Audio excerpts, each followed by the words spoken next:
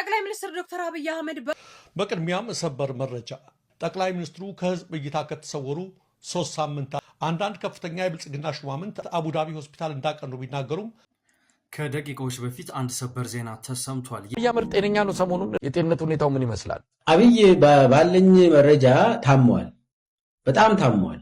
ነሐሴ ላይ የት ነው የሚጠፋው? እግዚአብሔር ይመስገን ፓርኪንግ እየሰራውን በኩራት ደስተኛ ነኝ። አንድ ንጹህ ኢትዮጵያዊ እንዲሸለምልኝ ነው። ያም ሰው ዶክተር ገዱ አንዳርጋቸው። ስለሷ ባይወራ ኑሮ አናወራ ኑሮ ደስ ይለኝ ነበር። እኔም በዚህ አስቤ አይደለም፣ ግን በቃ ነገሮች ተገጣጠሙ። ከልብሽ ይቅርታ። በኢትዮጵያ ታሪክ ታይቶም ተሰምቶም የሚያውቅ ታሪክ የሰራው ወጣት መና ታሪክ እጅግ ዝቅተኛ የሆነ ውጤት በማምጣት ሳውዲ በረሃ ላይ ልጃቸው እንደ በግ ታርዶ እንደሞተ የሰሙ እናትና አባት የሚሉትን አብረን ነኝ። ሰላም ቤተሰብ እንዴት ናችሁ? ያለው ክብር ይስፋ ጆሴፍ ነኝ። እንደተለመደው በአዳዲስ በወቅቴና በአነጋጋሪ ቪዲዮዎች ተመልሼላችሁ መጥቻለሁ። ከእናንተ የሚጠበቀው እስከዚህ ቪዲዮ መጨረሻ አብራችሁ መቆየትና ለቻናል ደግሞ አዲስ ከሆናችሁ ላይክ በማድረግ ሼር በማድረግና ሰብስክራይብ በማድረግ ቻናል ቤተሰብ መሆን እንዳይረሳ። በተለይ ደግሞ አዲስ ሆናችሁ ላይክ በማድረግ ሰብስክራይብ በማድረግ የቻናሉ ቤተሰብ መሆን እንዳረሱ። ይህን ቪዲዮ በላይክ እንጀምሮ ማንኛውም ሀሳብ አስተያየት ካላችሁ ኮሜንት ላይ አስቀምጡልኝ። ወደ ዛሬ ቪዲዮቻችን እንሂድ። እኔም እንደዚህ አስቤ አይደለም፣ ግን በቃ ነገሮች ተገጣጠሙ። እኛ ከምናውረው በላይ ወይም እኛ ከምንለው አስተያየት ከምንሰጠው በላይ እንደሷ አላዘንም። እሷ ምንም ሆነ እናቷ ናቸው። በዛ ላይ ስለ እናቷ በዚህ ደረጃ ስንወያይና ስንነጋገር የበለጠ ልቧን መስፈር ነውና እባክሽ የሰዎችን ኮመንት የሰዎችን አስተያየት ሰዎች ስለሚሉሽ ሳይሆን ወደ ራስሽ ተመሪሰሽ ከልብሽ ይቅርታ አድርጊልኝ። እኔ ስላንቺ መናገር በፈልግ ኖሮ አሁን አልነበረም የምናገረው፣ ወይም እንደዚህ አይደለም። ሞመንቱ የሰዓቱ የነበረበት ሞመንት እንድናወራ ስላደረገኝ እንጂ ከዛ በፊት ነው ብዙ ነገር የሰማሁት፣ ብዙ ነገር የተባሉት፣ ግን ምንም አላልኩሽም። በቃ በሰዓቱ ደግሞ አንቺ መተሽ አላርፋሽ ሰይፉ ላይ እንደዛ ስትናገሪ ስታወሪ በቃ ላይ ትክክለኛ አይነት ጨዋታ ስትጫወቺ የምናውቃቸውን ነገሮች እንድንከራከርሽና እንድንቃወምሽ አደረገን እንጂ እግዚአብሔር በሚያውቀው ጠልቼሽ ወይ መጥፎ ነገር አስቤ ምናምን አይደለም ነገሮች። ግን እንዳትቀየሚኝ፣ በቃ ካስቀየምሽ ደግሞ በኪዳነ ምሕረት ስም ይቅርታ ጠይቅሻለሁ። አንቺም ነው ለእናታችንም ቢሆን ነፍስ ይማር። በነገራችን ላይ እናትየዋ በጣም የሚያሳዝኑ እናት ናቸው። አንድ ወዳጅ ምን ብሎ ነገር ይመሰላል፣ እኚህ እናት አይደለም እኛን ኢትዮጵያኖችን ቀርቶ ፈረንጆችን እንኳን ሲያገኙ እንደ ሀበሻ ነው። እንደሰማችሁት ነው ሊያሹ እኔ ለመጀመሪያ ጊዜ በሰራችሁ ስራ አዝና ተጸጽታ ይቅርታ ስጠይቅ ሰማሁት። ነገር ያሳዘናት ይመስላል። አነጋገሯም ይቅርታ መጠየቋም ያው ከዚህ የተነሳ ነው ብዬ አስባለሁ። ግን እንደፈለጉ ከተናገሩ በኋላ ይቅርታ መጠየቅ እኔ ትክክለኛ ነገር ነው ብዬ አላስብም። ሰላም ቤተሰብ እንዴት ናችሁ?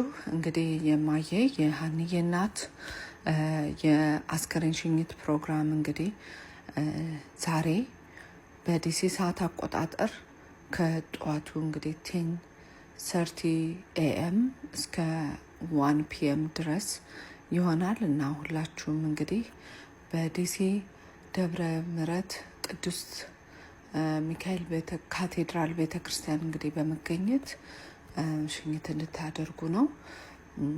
አድራሻው በደንብ ሙሉ ከዚህ ከፎቶ ላይ ያለላችሁ።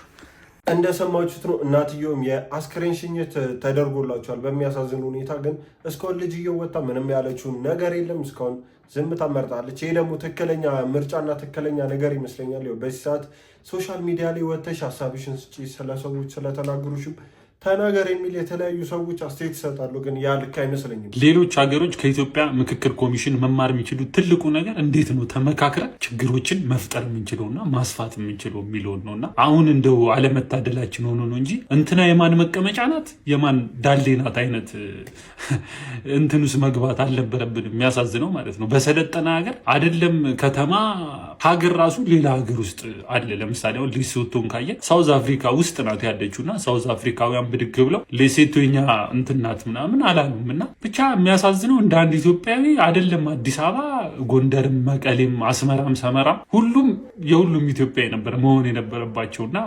ያሳዝናል። እኔ ተነስቼ ይሄ ከተማ የእነንትና ነው ይሄ እንትን ነው ምናምን ሳይሆን ኤኒ ኢትዮጵያዊ የትም ቦታ ሄዶ ሀገሬ ብሎ ከሌላው እኩል ባለቤትነት ሊሰማው ይገባል። ምክንያቱም ሀገር ነው። ፓስፖርቴ ላይ ኢትዮጵያዊ የሚል እስከሆነ ድረስ ኤኒ ፓርት ኦፍ ሀገር ኤኒ የትም ክልልም ይሁን ምንም ይሁን ባለቤት ነኝ ማለት መቻል አለብን። አለበለዚያ ናሽናል አይደንቲቲ እና ሀገር የሚባለው ነገር ፖይንቱ ምን ላይ ነው? ሰው አይደለም በገዛ ተወልዶ ባደገበት ሀገር ሌላ ሰው ሀገር በስደተኝነት ሄዶ እንኳን የሆነ አመት ኖሮ መኖሪያ ፈቃድ አግኝቶ ምናምን በቃ እንደሌላው ሀገሬ ነው ባለቤት ነው ምናምን። አስቡት እንግዲህ አንድ ኒውዮርክ ተወልዶ ያደገን ሰውዬ ማያሚ ላይ ባለቤትነት እንትንህ ምናምን አይነት ነገር ነውና ሁላችንም በቃ የትም ተወለድን የትም አደግን አዲስ አበባ ብቻ ሳትሆን ሌላውም ከተማ እኩል የሁላችንም ባለቤትነት ሊሰማን ያስፈልጋል። ያ ሲሆን ናሽናል ዩኒቲ የሚመጣው እንጂ እንዲህ እየተከፋፈልን ባለቤትነት አንዱ ከአንዱ የበለጠ አንዱ ላይ የሚኖረው ከሆነ ሀገር አይደለም ወይ የሆነ ፓስፖርታችን ላይ በክልላችንና ምናምን ይደረግልን እንጂ ያሳዝናል። ብቻ ኤኒዌይስ በርቱ። ሰሞኑን ሲያስደምመን የነበረው ያው የምክክሩ ጉባኤ እንደተጠናቀቀ ብዙዎቻችሁ ሰምታችኋል ብዬ አስባለሁና ያን በማስመልከት የተለያዩ አስተያየቶች እየሰጡ ነው። ከዛ ማለም የሆኑ አንዱ ነው። እስቲ እናንተ ስለዚህ ምክክር ጉባኤ ምን ታስባላችሁ? ምን ተሰማችሁ? እንደ ሀገር በዋነኝነት የሚያሳስበኝ አሁን ላይ እየሆነ ያለው ነገር አይደለም። ይልቁንም ነገሮችን እየተላመድና ወደ ስላቅነት እየወረድንበት ያለውን ፍጥነት በጣም አሳሳቢ ነው። ሰሞኑን ያፈሰው ነገር ይታወቃል። ደዊ ነገሩን ወደ ቀልድነት የቀየርንበት በጣም አስደንጋጭ ነው። አሁን እንደ ሀገር ካራክተራይዝ የምንደረግበት አንዱ ስላቅ ይመስለኛል። በትላልቅ ቁስሎቻችን ላይ እንቀልዳለን። ሁኔታውን መቀየር ካልቻል ምናልባት ከማዘን ይልቅ መሳቅ አይሻልም፣ ወርስቆ ማሳለፍ አይሻልም ወይ የሚል አርጉመንት ሊነሳ ይችላል። ግን እንደ ህዝብ የማንቀልድበት የሆነ ባውንደሪ ያስፈልገናል ብዬ አስባለሁ። አሁን በአዋዛው ዙሪያ ምን አይነት ቪዲዮ ያየው የሆነ ሚኒሻ ኦር የሚኒሻ ዩኒፎርም የለበሰ ሰውዬ ነውና ካፈሳ ለማምለጥ ብሎ ቲፕ ይሰጣል። ይሄንዱም የሆነ ቁም ነገር አለው ልንለው እንችላለን። ግን በጣም ብዙ ሰው በነገሩ ላይ ሲቀልድ እያየው ነው። ታፍሶ ወታደር ምን ማለት እንደሆነ ግን አስተውለናል። ከዛ በፊት ለስንት ሰው ነው ህይወታችንን አሳልፈን ለመስጠት ፈቃደኛ የምንሆነው? ወላጆች ለልጆቻቸው፣ ምናልባት ባለ ሚስቱ። እንዲያ ካልሆነ መቼም ያለን ውድ ነገር ለማንም አሳልፈን አንሰጥም። መታፈስ ማለት እኮ በምድር ላይ ያለን ትልቁ ነገር ህይወትን ለማታምንበት ዓላማ እንድትሰጥ የሚያስገድድ ነገር ነው እና በዚህ ላይ ቀልደን ለአንተ ምንም የማይበጅ ነገር ላይ በግዳጅ ታፍሰ ተጨምረ አካልና ተመመለስ እንዴት ያለ ምሬት ነው የሚሆነው? እና እዚህ ላይ ነው እንደ ኖርማል ነገር እየቀለድን ያለ ነው። እንደሰማችሁት ነው። የተለያዩ ሰዎች በዚህ መልኩ ሀሳባቸውና አስተያየታቸውን እየሰጡ ነው። በጣም የወደድኩት ሀሳብ ነው የዚህ ልጅ። ብዙ ጊዜ አይታችሁት የምታውቁ ከሆነ ልጅ በጣም ኒውትራልም ነው እና ደግሞ በጣም ጥሩ ሀሳቦችን ነው የሚያመጣው እና እስቲ ምን ታስባላችሁ በዚህ ጉዳይ ላይ? እግዚአብሔር ይመስገን ፓርኪንግ እየሰራውን በኩራት ደስተኛ ነኝ። ማሰብ ያለባችሁ መጨነቅ ያለባችሁ አጀንዳም መሆን ካለበት ወጥቶ መግባት ላቃተው የኢትዮጵያ ሕዝብ እጅግ በጣም ለተሰቃየው ለእናንተ ለኢትዮጵያ ሕዝቦች አስቡ እንጂ በዚህ ሰዓት ለኔ መጨነቅ የለባችሁም የዶክተር ገዱ አንዳርጋቸው ንግግር ነው።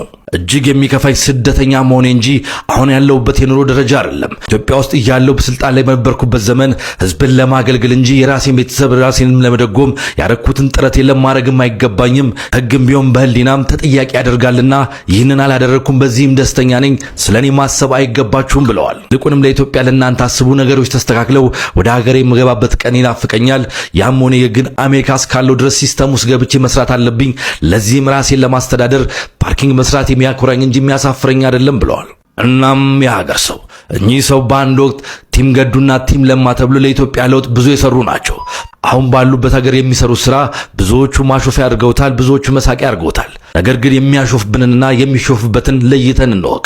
እኔ ምለው ሰርቀው ሀብታም ሆኖ ውጪ ታይቶ ቢሆን እኔ በእርግጠኝነት ገዱ አንዳርጋቸው ላይ ይሁላ ትችት ይሁላ ፌዝና ይሁላ በቃ የሆነ ማናናቅ ነገር አይፈጠርባቸውም ነበር። ምክንያቱም ሰርቆ ሀብታም የሆነ ልክ እንደ ጀግና የሚታይበት ሀገር ላይ ነው ያለነው እና ደግሞ እሳቸው ያን ነገር ሳያደርጉ በላባቸው የኖሩ ፓርኪንግ ዝቅ ብለው በፊት ከነበሩበት አንጻር ዝቅ ብለውን እየሰሩ መታየታቸውን እንደ መጥፎ ነገር አልወስዶም። እንደውም ታማኝነታቸውና ጉብዝናቸውን በጣም ለኢትዮጵያ ፖለቲካም ለኢትዮጵያ ሕዝብ የሚጠቅሙ ሰው እንደነበሩ ነው እኔ እንዳስብ ያደረገኝ። እስቲ እናንተ ምን ተሰማችሁ ይህን ስታዩ? ዛሬ ጥሪ ማድረገው ለኢትዮጵያ የሽልማት ድርጅቶች ናቸው። በዓለም አቀፍ በሆነ ደረጃ በአሜሪካ በተለያየ ዓለም ላይ የምትገኙ ኢትዮጵያውያን አንዳንዴ ኢትዮጵያውያኖችን የምትሸልሙበት መድረክ እንዳለ አውቃለሁ። ለረጅም ዓመታት ለሀገራቸው አስተዋጽኦ ያደረጉ ሰዎች የኪነ ጥበቡ በተለያየ ነገር በኢኮኖሚ በምናምን አስተዋጽኦ በትምህርት ሰዎች ሲሸለሙ አያለሁ። ዛሬ እኔ ጥሪ ማደርገው አንድ ንጹህ ኢትዮጵያዊ እንዲሸለምልኝ ነው። ያም ሰው ዶክተር ገዱ አንዳርጋቸው ይባላል። ምንም እንኳን የፖለቲካ ልዩነቶች ቢኖሩ በስልጣን በተቀመጡ ጊዜ የራስ አመለካከት የግል ነው፣ ግን በተሰጣቸው የመንግስት ኃላፊነት በአግባቡ ስራቸውን ተወጥተው በቃ ባሉ ጊዜ ወጥተው እንደማንኛውም ሰው ዝቅ ብለው መኖር የሚችሉ ያልዘረፉ፣ ያልቀሙ፣ ያልገደሉ፣ ያላደሙ ባለስልጣኖችን ማበረታታት ይጠበቅብናል። ይሄን ለማበረታታት ደግሞ የሽልማት ድርጅቶች ዋና ሚና ይኖራቸዋል። ዜጎች አርአያ ያስፈልጋቸዋል፣ ምልክት ያስፈልጋቸዋል። ትውልድ ምልክትን ይፈልጋል። ስለዚህ ካለፉት ፖለቲከኞቻችን፣ ባለስልጣኖቻችን ለኛ አርአያ መሆን ነገር ካረጉት ውስጥ መጥቀስ የምንችለው በተራ ቁጥር 1 ዶክተር ገዱ አንዳርጋቸው ነው። ዶክተር ገዱ አንዳርጋቸው የአማራ ክልል ፕሬዝዳንትም ከመሆናቸው በፊት የዞን አስተዳዳሪ ነበሩ። ረጅም ዓመታት ነው በስልጣን የቆዩት። ሚኒመም 30 ዓመት በስልጣን ቆይቷል። የውጭ ጉዳይ ሚኒስትር ሆኗል። በገዱ አንዳርጋቸው ዙሪያ የተለያዩ ሰዎች ሀሳብና አስተያየታቸውን እየሰጡ ነው እና የመፍትሄ ሀሳብ የሚሉትንም እያመጡ ነው። በዚህ መልኩ አሁን እንደሰማችሁት ያው ሽልማት ይገባል፣ ውጭ የምንኖሩ የኢትዮጵያ ኮሚኒቲዎች እናገዘው፣ እንርዳው፣ እንሸልሙ የሚል ሀሳብ አምጥቷል። ምን ታስባላችሁ? ይህ ነገር ግን እኔ እሱ ይህን ነገር ሲሰማ ፈቃደኛ የሚሆን አይመስለኝም። ምክንያቱም ያው አጣው ስላላለ ቀጥታ ሄዶ ሰው መርዳት ያው ብዙም ያስደስቷል ብዬ አላስብም። እኔ ከፖለቲከኛነቱና ትልቅ ሰው ከመሆኑ አንጻር ይህ ነገር ይቀበላልም ብዬ አላስብም። ምን ታስባላችሁ? በኢትዮጵያ ታሪክ ታይቶም ተሰምቶም የማያውቅ ታሪክ የሰራው ወጣት መነጋገሪያ ሆኗል። የ22 ዓመት ወጣት የሆነው ትንሣኤ ተክሎ የተባለው ይህ የ12ኛ ክፍል ተማሪ በኢትዮጵያ ታሪክ እጅግ ዝቅተኛ የሆነ ውጤት በማምጣት አነጋጋሪ ሆኗል። በሶሻል ሳይንስ ዘርፍ ፈተናውን የወሰደው ይህ ተማሪ ከጠቅላላው 600 ነጥብ 20.67 ብቻ በማስመዝገብ በአማካኝ 3.45 በመቶ ውጤት አስመዝግቧል። ውጤቶቹም እንግሊዝኛ 8፣ የተፈጥሮ ዝንባሌ 5፣ ታሪክ 4፣ ጂኦግራፊ 2፣ ሂሳብ 1.67፣ ኢኮኖሚክስ 0 ሆኖ ተመዝግቧል። ይህ በኢትዮጵያ የትምህርት ታሪክ ውስጥ በታችኛው ደረጃ ከተመዘገቡት ውጤቶች መካከል እጅግ አነስተኛውና ያልተለመደው በመሆኑ መነጋገሪያ የሆነ ሲሆን በማህበራዊ ሚዲያ ተጠቃሚዎችና በትምህርት ባለሙያዎች ዘንድ ሰፊ አስተያየቶች እየተሰጡበት ይገኛሉ። የእናንተን ሀሳብ አስተያየት በኮሜንት አጋሩን። እንደሰማችሁት ነው ከ600 ምናምን 20 ነው ያመጣው። ማለት እንዴት ነው 20 ማምጣት አይከብድም? ኢቨን ምንም የማያውቅ ሰው ዝም ብሎ ሞልቶ ቢወጣ 20 ማምጣት ይከብዷል ብዬ አላስብም። 20 ሳይሆን ከዛ በላይ እና ፎቶ ራሱ ባይለጠፍ የተሻለ ይመስለኛል። ለዚህ ልጅ ሆነ ለአይምሮ ጥሩ አይመስለኝም። ፎቶን ለምን እንደለጠፉ ለምን እንዳሳዩበት ህዝብ በፊትም አልገባኝም። ለዓላማህ መቆም ሩቲን ይመስላል። ጀግና የኔ እናት፣ ታሪክሽን ሰምቼዋለሁ። በጣም ነው የምታበረችው። እኔ ያሰብኩት ነገር ምን እንደሆነ ታውቂያለሽ? አይ ቲንክ ህይወት ላይ በጣም ትላላቅ ፈተናዎች ያጋጥሙናል። በጣም ከባባድ ፈተናዎች ያጋጥሙናል። እንዳንቺ አልተፈተንኩም። እውነት እንገርሽ የራሴ ፈተና ቢሰጠኝም እንዳንቺ አልተፈተንኩም። ኤንድ ብርታት ነሽ፣ ለብዙ ሴቶች ብርታት ትሆኛለሽ። ይህ ሽልማት ደግሞ መሸለም አለብሽ። መነሳትሽ ብቻ ለመነሳትሽ ብቻ አይምሮሽን አሳምነሽ ላይክ ዋት ለሚ ጎ ሄድ ኤንድ ትራይ ልሞክር። ምርጫ ነበረሽ፣ ምርጫውን አሸንፈሻል። ምርጫው ስታሸንፊ ነው አሸናፊ መሆንሽን ያወቅኩት። ለመነሳት መምረጥሽ ትልቅነትሽን አሳየኝ። ብርቱ ሴት ነሽ። እንዳንቺ አይነት ሴቶች በጣም ያኮሩኛል። በጣም ልጆቼ እንዳንቺ እንዲሆን ፈልጋለሁ። እህቴ እንዳንቺ እንድትሆን ፈልጋለሁ። እግዚአብሔርን እና ጉድላክ ሩት ጋይስ፣ እሷን መምረጥ እንዳትረሱ። በምንም ተአምር ወደኋላ ማለት የለብንም። ኤቭሪዋን ከዚህ በታች ቪዲዮዋን ታግ አድርጊያታለሁ። እሷን ክሊክ አድርጓትና እንዴት እንደምትመርጧት በደንብ ኤክስፕሌን እያረገችላችሁ ቪዲዮ ለቃለች። ሂዱና ቀውጥ ያድርጉት። አንደኛ እናርገት። ቻው። እንደሰማችሁት ነው አዶናይ ለሚስ ኢትዮጵያ ድጋፉን አሳይቷልና ደግሞ በደንብ ቮት እንድትደረግ ቀስቀሳ እያደረገ ነው እና እሷም በትላንትናው ዕለት ሊቭ ላይ ተገብቶ በጣም ብዙ ቮቶችን አግኝታ ነበር። ግን ኤርትራዊቷ ስቲል አንደኛ ነች። እነሱም በደንብ ተባብሮ ወደ 1 ሚሊዮን አድርሷታል። በቅድሚያም ሰበር መረጃ። በትናንትናው ዕለት ምሽት በጠቅላይ ሚኒስትር አብይ አህመድ የፌስቡክ ገጽ ለ1501ኛው የመውሊድ በዓል እንኳን አደረሳችሁ መልእክት ቢተላለፍም ጠቅላይ ሚኒስትሩ ከህዝብ እይታ ከተሰወሩ 3 ሳምንታት እየሞላቸው ነው። አብይ በልዩ ድምቀት ባስጀመሩት የምክክር ኮሚሽኑ የመዝጊያ ስነ ስርዓት ላይ የቀድሞ የኬንያ ፕሬዝዳንትን ጨምሮ ሌሎች አውሮፓ አምባሳደሮች ቢጋበዙም እንግዶቻቸውን ሲቀበሉ አልታዩም። ይባስ ብሎ እንደ ሰርጋቸው ሲጠብቁት በቆዩት የኮሚሽኑ የመዝጊያ ስነ ስርዓት ላይ አለመገኘታቸው የስብሰባውን ተሳታፊዎች ብቻ ሳይሆን ቀደም ባሉት ቀናት በአብይ ተጋብዘው የመጡትን እነ ኡሁሩ ኬንያታን ጭምር ማስገረሙ ታውቋል። አንዳንድ ከፍተኛ የብልጽግና ሹማምንት አብይ ለአነስተኛ ሕክምናና ለቼካፕ ሁልጊዜ ሕክምና ወደሚከታተሉበት አቡዳቢ ሆስፒታል እንዳቀኑ ቢናገሩም አንዳንዶች ግን ችግሩ አነስተኛ ቢሆን ቢያንስ በመዝጊያው ስነ ስርዓት ላይ ይገኙ ነበር በማለት ከበድ ያለ ሕክምና ላይ ሳይሆኑ እንዳልቀረ ነው የተናገሩት። የአቡዳቢ ሆስፒታል ምንጮችም የህመማቸውን ደረጃና ያሉበትን ሁኔታ ማወቅ ባይችሉም ሰውየው ሕክምና ላይ ስለመሆናቸው ግን ጠቁመዋል። ምርጥ ጤነኛ ነው። ሰሞኑን እንደው ከአእምሮ ባሻገር ሌላው የጤንነት ሁኔታው ምን ይመስላል? አብይ ባለኝ መረጃ ታሟል፣ በጣም ታሟል። እሱን የሚያገኙ ከፍተኛ አመራሮች አዳነች ጭምር የምታወራ ነገር አለ። አንዳንድ ሚኒስቴሮችም የሚያወሩት ነገር አለ። ሰውን ማግኘት አይፈልግም፣ ካገኘም ይቆጣል፣ በጣም ይነጫነጫል፣ ይሳደባል እና ሰው እሱን እንዲያዩ አይፈልግም። ስለዚህ የሆነ ኦን ሜዲኬሽን ነው ያለ። አብይ መድኃኒት እየወሰደ ነው። ሲሪየስሊ እንደታመመ ፊቱ ራሱ ሜካፕ ሁሉ መቀበል እየቻለ አይደለም እያሉ እንደሰማችሁት ነው። ጠቅላይ ሚኒስትር ዶክተር አብይ ታመው ዱባይ ነው የሚገኙት የሚል የተለያዩ መረጃዎች እየወጡ ነው። እና ደግሞ ያ የተባለበት አንደኛው ምክንያት ይህን 15 ቀን ጭራሽ በየትኛው ሚዲያ ላይ አልታዩም፣ በምክክር ኮሚሽኑ መዝጊያ ፕሮግራምም ላይ አልተገኙም የሚል አስተያየት እየተሰጠው ነው። እዛ እየታከሙ ነው የሚል የተለያዩ መረጃዎች እንዲወጣ ያደረገው አንድ ምክንያት ይሄ ይመስለኛል። እስቲ ምን ታስባላችሁ? ይህ ነገር እውነት ውስጥ እስከምን ድረስ ይመስላችኋል? ሀሳብ ካላችሁ ኮመንት ላይ ጻፉልኝ።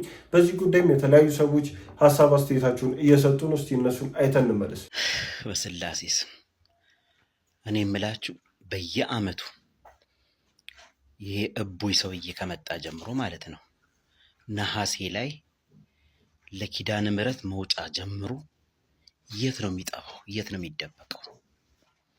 የት የሚሄድ ይመስላችኋል? ለማደስ በየአመቱ የሚደረገው የደም ግብር ለዲያብሎስ ለዘንዶ የሚቀርበው ልዩ የሆነ ስጦታ ምን ይሆን? ሁል ጊዜ ከጠልቁ ጋር ግንኙነት የሚያደርጉ ሰው ከልምዳችን አንጻር እንዳየነው በአመት የሆነ ወር ላይ የሆነ ወቅት ላይ ልም ብለው ይጠፋሉ። ታመሙ፣ ታሰሩ፣ የሆነ ነገር ሆኑ ብለው ያስወራሉ። እነሱ ያችን ግብራቸውን ጨርሰው እስከሚመጡ ድረስ። እኔ ግን የደም መሬት አኬልዳማ ሆና ኢትዮጵያ መቅረቷ እጅግ ከሚያንገበግበኝ ወገኖች አንዱ ነኝ።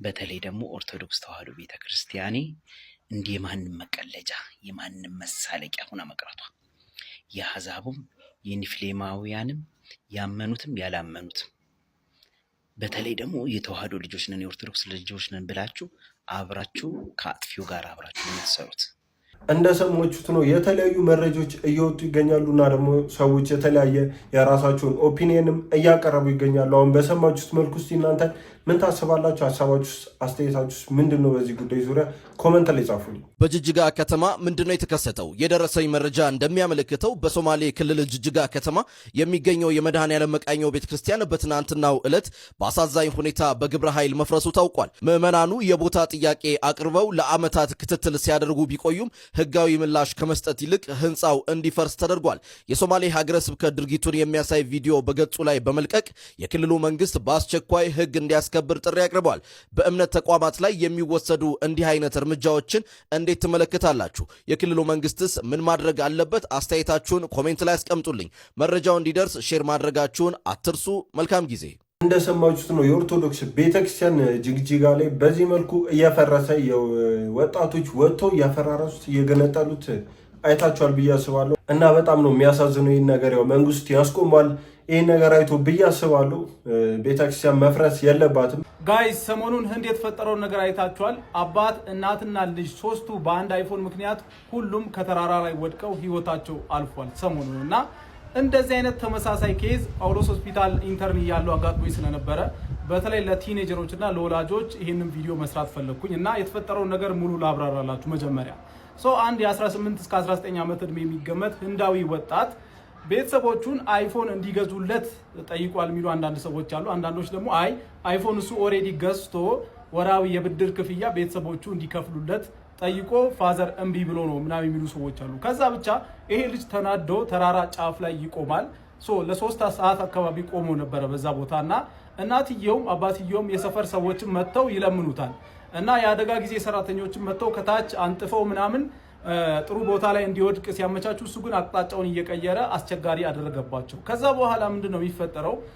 እናትየውም እየለመነችው ነበር ተንበርክካ። የሰፈር ሰዎችም መጥተው እኔ አይፎን 15 ፕሮ ሰጣለሁ ምናምን ቢባልም ልጁ ሊሰማቸው ፈቃደኛ አልነበረም እና መጨረሻ አካባቢ አባትየው ልጁን ይዞ ወደ ኋላ ለመጎተት በሚሞክርበት ሰዓት አባትየውን ይዞ ልጁ አብረው ይወድቃሉ ማለት ነው ከተራራው ላይ እና አንዳንድ ሰዎች አባትየውን ራሱ ፈልጎ ጎትቶ ነው የጣለው የሚሉም ሰዎች አሉ ቪዲዮ ላይ እንደሚታየውና ዞሮ ዞሮ አባትየውና ልጅ አንድ ላይ ከወደቁ በኋላ እናትም በጣም ከፍተኛ ድንጋጤ ስለተሰማትና የተፈጠረው ነገር ማመን ባለመቻሏ እሷም ከተራራው ላይ ትወድቃለች። ስለዚህ ሶስቱም ህይወታቸው ያልፋል ማለት ነው እና ይሄን ቪዲዮ የምሰራው ተመሳሳይ ኬዝ እንደዚህ አይነት ኬዝ ጳውሎስ ሆስፒታል ኢንተርን ያለው አንድ የ17 ዓመት ልጅ ቤት ውስጥ ስልክ አልተገዛልኝም በሚል ምክንያት ነው እነሱ የሚሉት ሱሳይድ ሞክሮ ነበረ በጊዜው እና ብቻ ተርፏል ልጁ። መናገር የምፈልገው ነገር ምንድነው? አንደኛ አይፎን ጉዳይ ብቻ ላይሆን ይችላል ይሄ ነገር ገብቷቸዋል። ሰው በአይፎን እና በንብረት ምክንያት ብቻ ሳይሆን የተለያዩ የአእምሮ ችግሮች እንደ ድብርትና የተያያዙ የአእምሮ ችግሮች እንደዚህ አይነት ውሳኔ ላይ እንድንደርስ ሊያደርጉን ይችላሉ። ስለዚህ የአይፎን እና የንብረት ጉዳይ ብቻ እንዳልሆነ ቤተሰቦችም ይሄን ነገር መረዳት አለባቸው የመጀመሪያው። ሁለተኛው ግን ለቲኔጀሮች ብቻ ማስተላልፈው መልእክት ምንድነው? አሁን ሶሻል ሚዲያ ላይ የምታዩት ይሄ የውድድር ዘመን ሁሉም ሰው የተሻለ ደረጃ ላይ ከናንተ የተሻለ ላይፍ የሚኖር የሚመስላችሁ ማለት ነው። አንደኛው ንብረት እና አይፎን የናንተን ህይወት መጨረሻ መወሰድ የለበትም። እናንተ ከአይፎን እና ከንብረት በላይ ናችሁ። ምን ማለት ነው? እናንተ ምናልባት በኋላ ላይ አፕል ካምፓኒን የምትመሰርቱ ሰው ልትሆኑ ትችላላችሁ። ገብቷችኋል? እንኳን አንድ አይፎን ይቅርና ትልቅ አይፎኖችን የሚያመርት ካምፓኒ ባለቤትም ልትሆኑ ትችላላችሁ።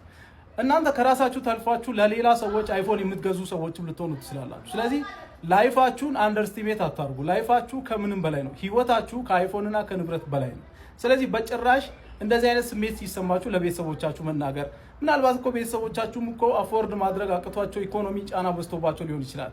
ስለዚህ በደንብ አስቡበት እና ቤተሰቦችም እንደዚህ አይነት ስሜት ያላቸው ልጆች በተደጋጋሚ እንደዚህ አይነት ነገር የሚያሳዩአችሁ ከሆነ ቼክ ማስደረግ አሪፍ ሀሳብ ይመስለኛልና እባካችሁ አስቡበት። ሰሞኑን ይህ ዜና በጣም በዓለም አቀፍ ደረጃ በጣም መነጋገሪያ ሆኖ ነበር። የሶስቱም ሙሉ ቤተሰብ መሞታቸውን ብዙዎቻችሁ ሰምታችኋል ወይ አይታችኋል ቲክቶክ ላይ ብዬ አስባለሁ። እኔ በጣም ያሳዘነኝ የልጁ ምን አይነት የአእምሮ ሁኔታ ላይ እንዳለ አልገባኝም። ምክንያቱም ይህን ያህል ደረጃ በስልክ እንዲሆን እኔ ኖርማል ጭንቅላት ያለው አይመስለኝም። ሚስ ወርልድ ነጭ ከምትበላው አንድ እንግሊዛዊ ከምትበላው ወይም አንድ አውስትራሊያ፣ ብራዚል ወረቨር ከሚበሉት ኤርትራዊ ብትበላው ልመቀኝ ነው። በእርግጠኝነት ግን አሁን ባለው ፖለቲካ የሚገርማችሁ ሌሎች ቢበሉት አይቃወሙ። ኤርትራዊ ብትበላው የሚቃወሙ ኢትዮጵያውያኖች አሉ። አፈር ደቻ ያስበላ ምቀኛ ናቸው። ኢትዮጵያም የራሷን ብትሰራ ኤርትራም የራሳቸውን ቢያደርጉ ደስ ይለኛል። ችግር የለብኝም።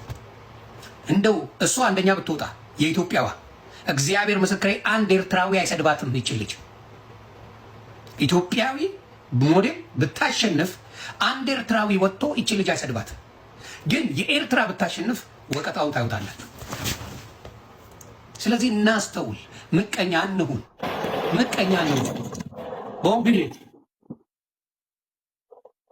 አንሁን። ውድድሩ ዓለም አቀፋዊ እንጂ ከኤርትራውያን ጋር አይደለም።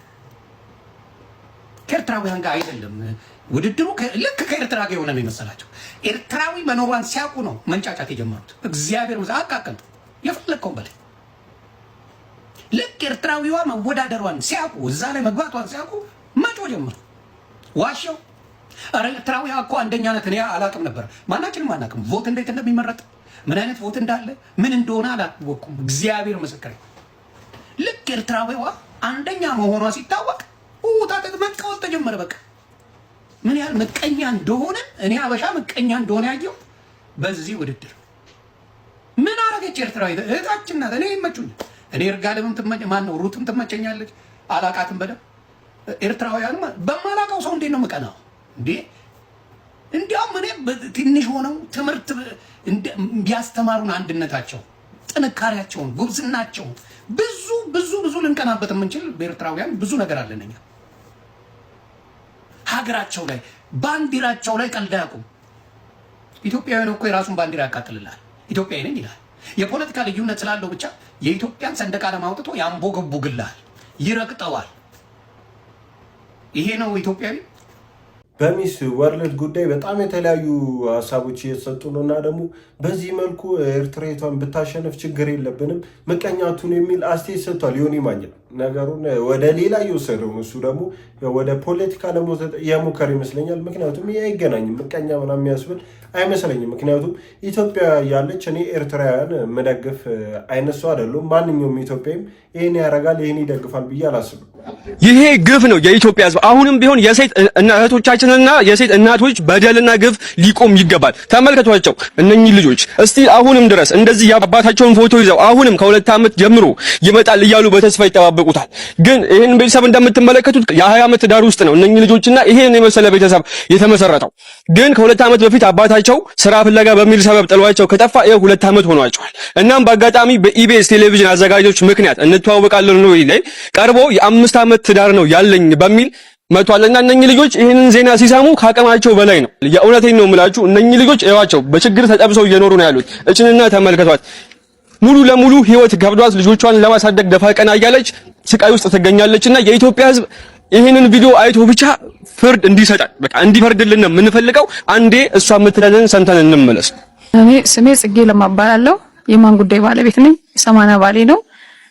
ግን በአጋጣሚ በቤስ ፕሮግራም ላይ የ5 ዓመት ባለ ትዳር እንደሆነ ሲናገር ነው ያየሁት።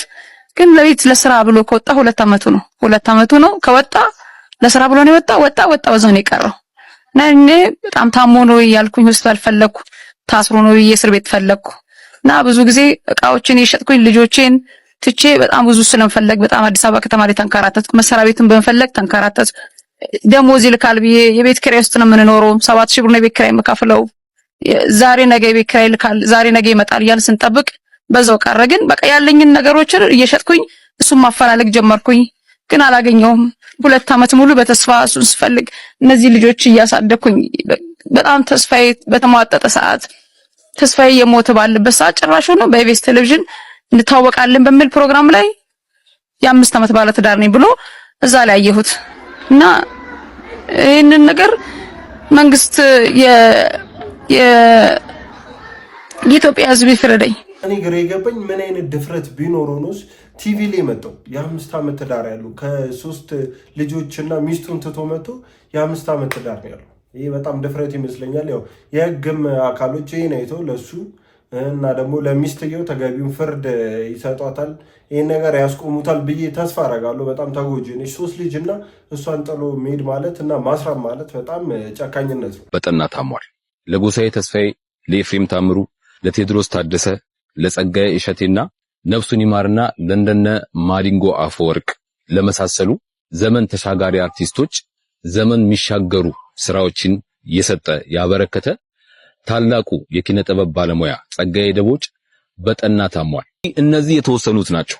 እኚህን ጨምሮ ከ1400 በላይ ዘመን ተሻጋሪ የሆኑ ግጥምና ዜማዎችን አሁን ለምትመለከቷቸውና ለሌሎችም ዝነኛና ታዋቂ አርቲስቶች ዘመን ተሻጋሪ ስራዎችን በድምፃውያኑ አማካኝነት አድርጎ ያቀረበልን የግጥምና የዜማ ደራሲ ጸጋዬ ደቦጭ በጠና ታሟል እና ይህንን ቪዲዮ የምትመለከቱ የጥበብ አፍቃሪያን ሁላችሁም ከጎኑ እንድትቆሙ እጠይቃለሁ ማለት ነው። እንደሰማችሁት ነው ደራሲ በዚህ መልኩ እንደታመመ ሰምተናልና ይሁላ ስራ መስራቱን እኔ አላቅም ነበር። አርቲስቶቹም ይሁላ ስራ ይሰራላቸው ይሄን አይተው እንደሚረዱት ተስፋ አደርጋለሁ። ግን ለምንድን ነው ድሃ ብቻ የሚታፈሰው? መጀመሪያ ደረጃ ሊል ስፓርታ ይሄ የተጠናወተሽ የድህነት መንፈስ የተወጋ ይሁን። ድሃ ነኝ ብለሽ ድህነትሽን ተቀብለሽ ማለት ነው ያው ፈታ እያልሽበት ነው። ይሄ ደግሞ ተገቢ አይደለም። ሁለተኛው ነገር አንድ ከተማን የሚያንቀሳቅሱት አሁን የጠቀስካቸው ባለሀብቶች ናቸው። እነዚህ ባለሀብቶች ወደ ምሽግ ተወስደው እዛው ቢሞቱ ማለት ነው ከተማ ትቆረጣለች ማለት እኮ ነው። እና ሐቁን እናውራ። እቺ ምድር በጭራሽ ፌር አይደለችም። ገባህ አይደል? ሶስተኛ እንደገና ለብር ያለህ ግንዛቤ ራሱ ስህተት ነው። ብር ማለት አንተ እንደጠቀስከው መኪና የሚነዳበት ወይም የሆነ ፎቅ ገንብተህ ፎቁ ጫፍ ላይ ሆነ የምትቀምበት ምናምን አይደለም። ብር ማለት ነፃነትህን የምትገዛበት ነው። የልጆችህንም ነፃነት ዋስትና የምታረጋግጥበት ነው። ገባህ አይደል? እና ይሄኛውን አፈሳ እንደምንም አልጋ ስርም ቢሆን ተደብቀሽ ለፊው። ከዛ ግን ልጆችህ እንኳን በመጪው ጊዜ እንዳይታፈሱ እያጠራቀምክላቸው እየሰራህ ሀብት እየገነባህ ጠብቅ እሺ። ይመቻል። በዚህ በአፈሳ ጉዳይ የተለያዩ አስተያየቶች ተሰጥቷሉ። ግን እንደ አይነት አስተያየት ደግሞ አልሰሙም ነበር። የሆነ ሴንስ ይሰጣል። እውነት ለመናገር ገንዘብ ያው ነፃነታችንን የምንገዛበት ነው የሚል አስተያየት ሰጥቷልና ብዙ ከገንዘብና ይሄ ነገር የሚፈጠርበት ለምን እንደሆነ አስተያየት አብሮ ሰጥቷል። በተወሰነ መልኩ ሎጂካል እና የሚያሳምን ይመስለኛል። እስኪ በዚህ ሀሳብ ትስማማላችሁ? ሳውዲ በረሃ ላይ ልጃቸው እንደ በግ ታርዶ እንደሞተ የሰሙ እናትና አባት የሚሉትን አብረን ነኝ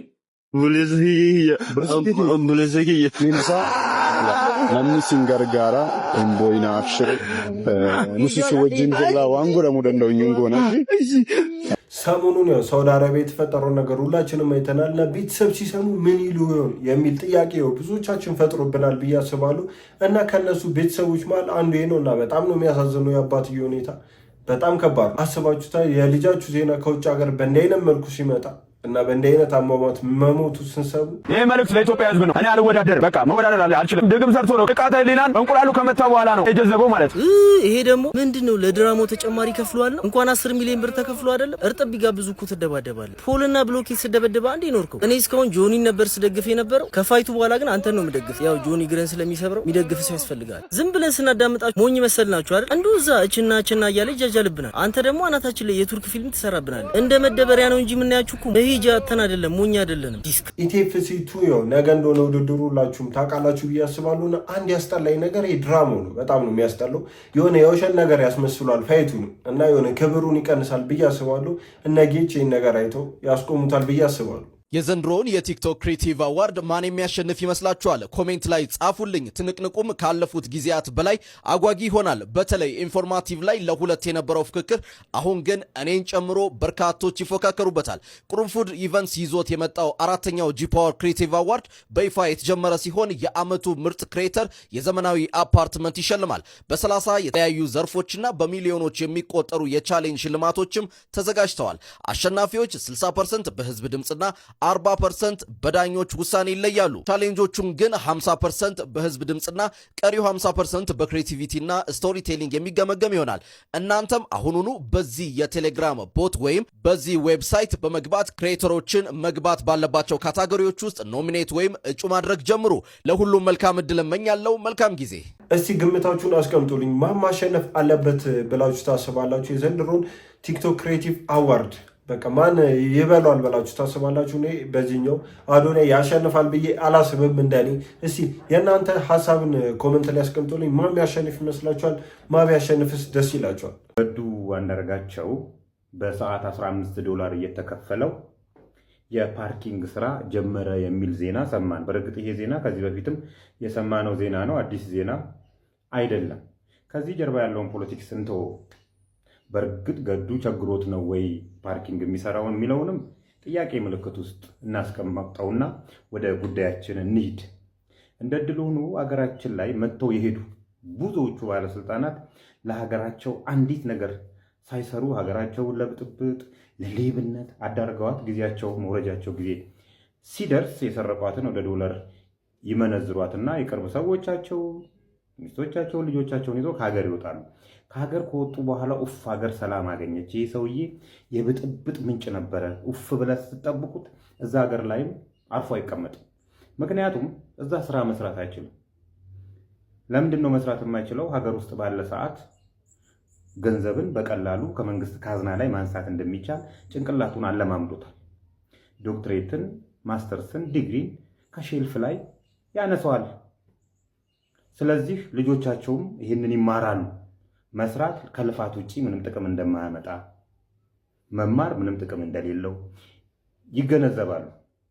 እሱ ደግሞ ያንን ዲግሪ ይዞ ይሄዳል። ያንን ዲግሪ እና ማስተርስ እዛ ሀገር ላይ መስራት አይችልም።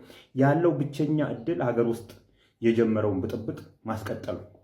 ደግሞ አይሞቱ እንደው ለሀገር አይጠቅሙም በተደፉ ብለን የምታስባቸው ሰዎች በብዛት እንደ ከዘራ እንደዚህ ታጥበው ሀገር ላይ ደባ ሲፈጽሙት ታያችኋላችሁ። እሺ ቤተሰብ የዛሬዎቹ ቪዲዮቻችን እነዚህን ይመስሉ ነበር። እንደወደዳችኋቸው እንደተዝናናችሁባችሁ ተስፋ አረጋለሁ። እስካሁን አይታችሁ ላይክ ያላረጋችሁ ላይክ በማድረግ ሰብስክራይብ ያላረጋችሁም ሰብስክራይብ በማድረግ የዚህ ቻናል ቤተሰብ መሆን እንዳይረሳ። በተለይ አዲስ ሆናችሁ ሰብስክራይብ አድርጉ። እስካሁን አይታችሁ ላይክ ያላረጋችሁም ላይክ በማድረግ የዚህ ቻናል ቤተሰብ ይሁኑ። በቀጣይ ደግሞ እስከምንገናኝ ሰላም ሁኑ።